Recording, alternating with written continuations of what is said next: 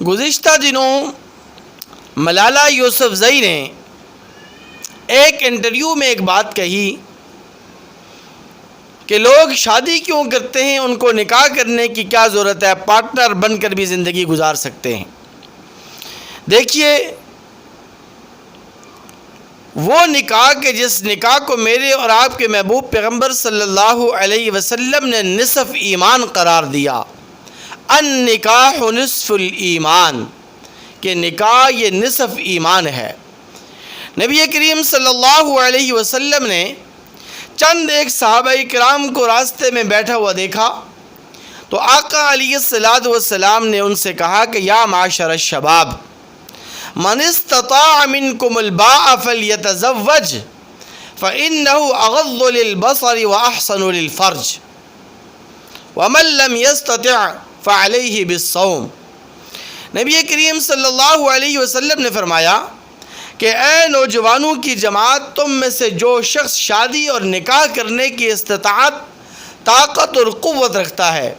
اسے چاہیے کہ فوراً نکاح کرے، اس لیے کہ یہ نکاح کرنا اس کی نگاہوں کی حفاظت کا ضامن ہوگا اور اس کے ناموس اور اس کی شرمگاہ کی حفاظت کا ضامن ہوگا۔ ہاں، اگر تم میں سے کوئی شادی کرنے کی اور نکاح کی استطاعت فی الوقت نہیں رکھتا تو اسے چاہیے کہ وہ روزے کا اہتمام کرے، اس لیے کہ روزہ بھی انسان کی قوت شہوانیہ کے لیے مددگار ثابت ہوتا ہے۔ نبی کریم صلی اللہ علیہ وسلم نے 31 حدیث مبارکہ کے اندر فرمایا تزوج الودود الولود فإنی اباہی بکم الامم، کہ تم ایسی عورتوں سے شادی کرو کہ جو کثرت کے ساتھ بچوں کو جنم لینے والی ہو، کیونکہ روز محشر میں تمہاری کثرت کے اوپر فخر کروں گا۔ اور بے شمار فوائد و ثمرات ہیں نکاح کے، اور میں ملالہ یوسفزئی کو یہ پیغام دینا چاہتا ہوں کہ ملالہ نہیں ہو تم مغرب کی دلالہ ہو، دلالہ۔ تم مغرب کی گود میں بیٹھ کر شاعر اسلام کی توہین کر رہی ہو، اور یہ تمہاری توہین پہلی مرتبہ نہیں ہوئی،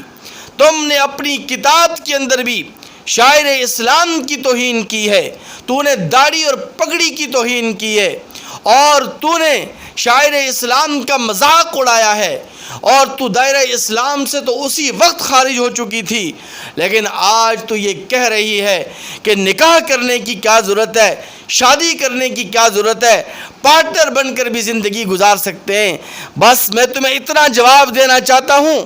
کہ ملالہ اور مغرب کی دلالہ،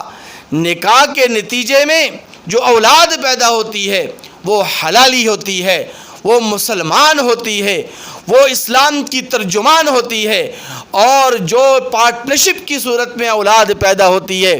وہ پھر حلال اولاد نہیں ہوتی، اس سے پیدا ہونے والی اولاد حلالی نہیں کہلاتی، بلکہ ہمارے عرف عام میں اسے حرامی النسل کہا جاتا ہے۔ اگر تمہیں حلالی النسل اولاد پسند ہے